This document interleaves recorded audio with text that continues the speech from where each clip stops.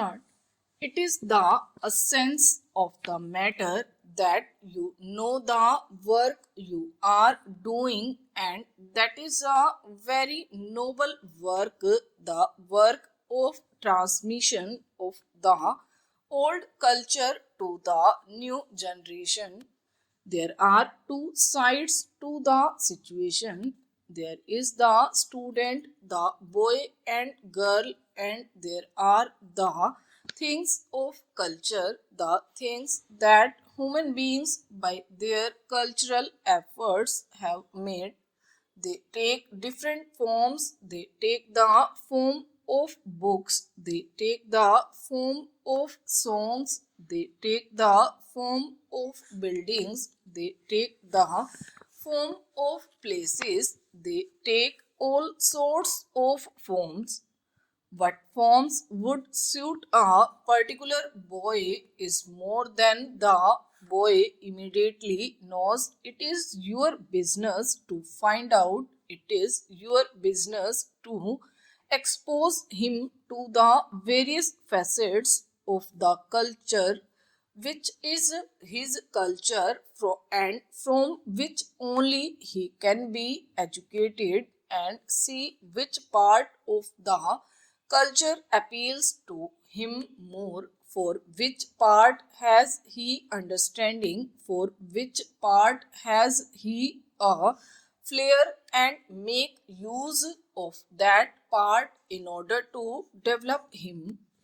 The rest can come as information because life imparts the information, but in order to build up, you have to harness his inclinations to the good of culture, which are incorporations of those learnings, and when you bring them together, the child begins to grow. The child begins to grow on those goods of culture by understanding them, by adding on to them, by amending them, by changing them, by appreciating them. He also becomes a cultured human being, and a cultured human being is the end of educational effort.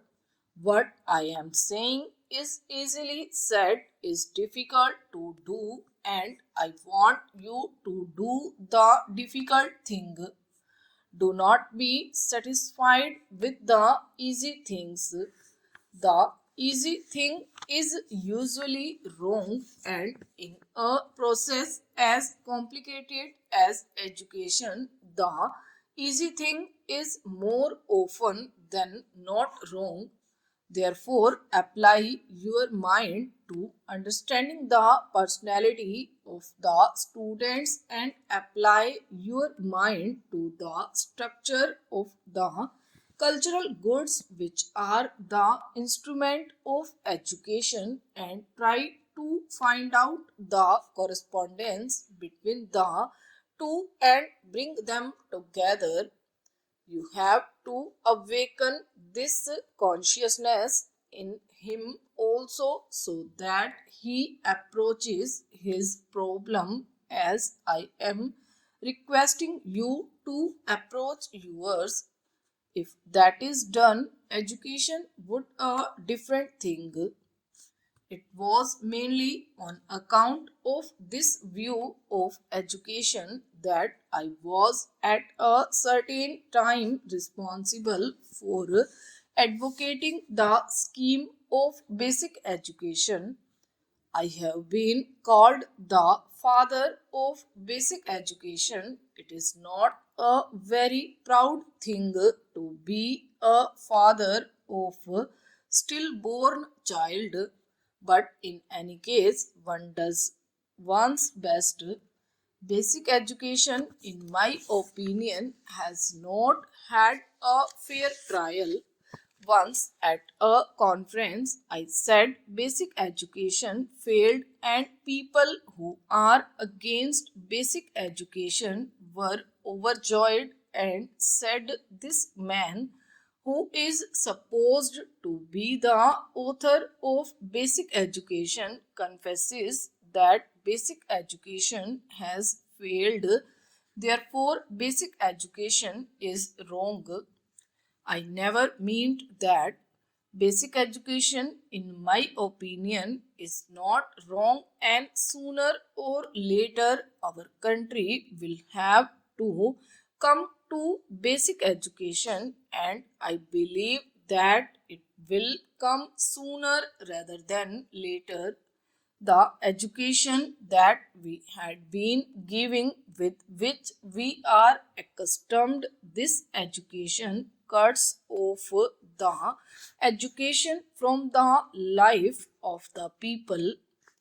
For a white collar job, as long as we had a few people to educate, a few hundreds, a few thousands, or a few million, that thing did good work, and some very fine minds were the product.